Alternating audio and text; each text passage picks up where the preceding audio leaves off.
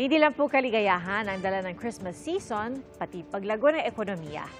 Nagsusuputan kasi ang mga tinatawag na seasonal jobs. Saksi si Bernadette Reyes.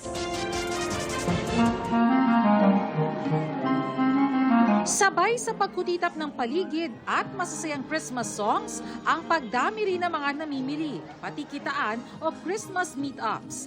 Dagdag gastos pero dagdag trabaho rin para sa marami dahil sa dumaraming seasonal job pagkapaskuhan ayon sa Philippine Statistics Authority. Ang coffee shop ngang ito, nag-hire ng mga estudyante tuwing magpapasko.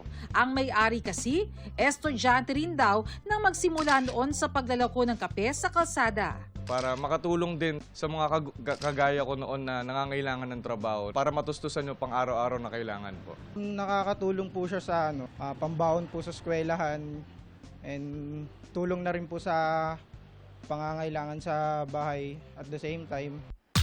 Hiring din ng mga seasonal workers ang ilang small business gaya ng mga gumagawa ng cookie at pastries na in-demand na pangregalo tuwing magpapasko. Around this month, nag-hire po kami to keep up sa mga orders.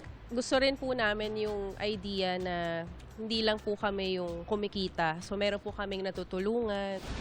Ayon sa isang ekonomista, mga trabahong may kinalaman sa retail, services at turismo ang ilan sa mga in-demand ngayong magpapasko. Pag holiday season, no?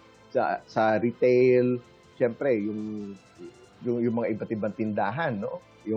Kasi biglang dadami yung mga mamimili, eh.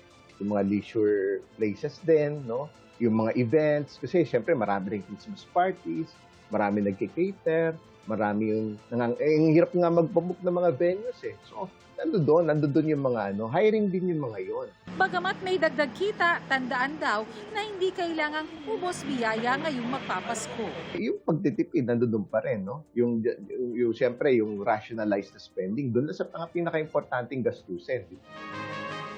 Para sa GMA Integrated News, Bernadette Reyes ang inyong saksi. Mga kapuso, sama-sama tayong maging saksi. Mag-subscribe sa GMA Integrated News sa YouTube. Para sa mga kapuso abroad, samahan niyo kami sa GMA Pinoy TV at sa www.gmanews.tv.